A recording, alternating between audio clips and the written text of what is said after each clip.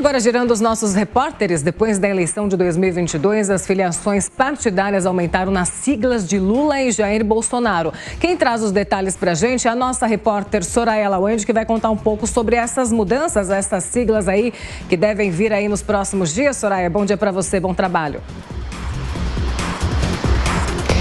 Obrigada, Paula. Bom dia para você também. Para o Tiago, bom dia a todos. O Tribunal Superior Eleitoral é quem trouxe esses dados nesta semana, mostrando que houve esse aumento do número de filiados aos partidos políticos PT, sigla representada pelo presidente Luiz Inácio Lula da Silva, e também o PL do ex-presidente Jair Bolsonaro, comparado com a última eleição de 2022. Então, eles mostraram quanto era no ano passado e para quanto foi agora. As estatísticas fazem referência a junho, deste ano. O PT conta, portanto, atualmente com cerca de 1.602.361 filiações. Isso no ano passado, Agora, para este ano, foi para 1.606.625 filiações, representando aproximadamente 10,2% do total de filiados a partidos políticos no Brasil. Já o PL, no ano passado,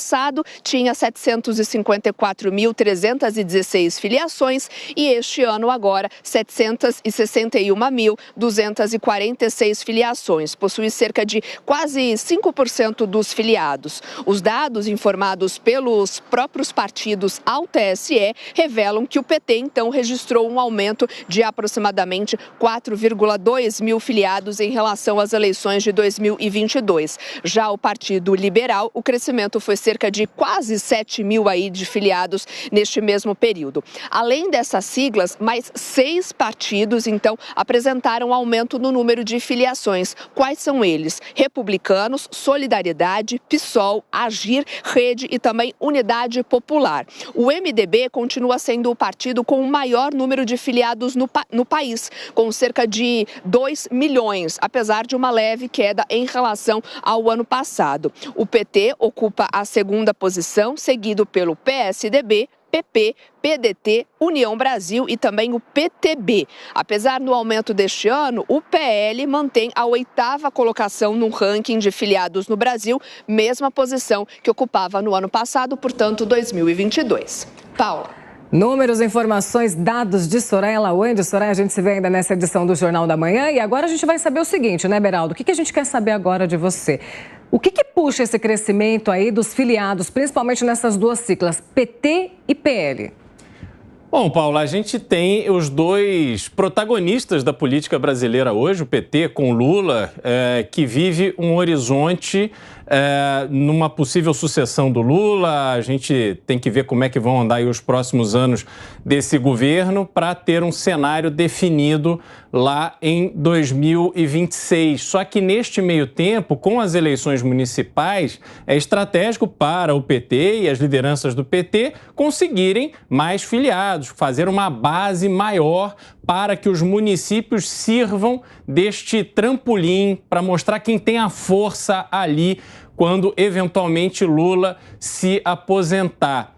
E a gente tem do lado do PL o antagonista, que tem ali o Jair Bolsonaro como a grande figura que tem atraído filiados e que também precisa preparar, a partir das eleições de 2024, a base que levará o candidato desafiante do PT nas eleições presidenciais de 2026. Então, esses dois partidos têm sim que fazer um esforço muito grande para atrair filiados. Agora, a gente vê que os números para um país que tem vivido um momento tão politizado como o Brasil tem vivido nos últimos anos, os números ainda são muito pequenos. A gente imaginar que os dois candidatos principais, Jair Bolsonaro e Lula, tiveram nas últimas eleições coisa próxima de 60 milhões de votos, a gente tem ainda um número muito pequeno de pessoas filiadas. É preciso que o brasileiro ele compreenda melhor o processo político e que ele participe mais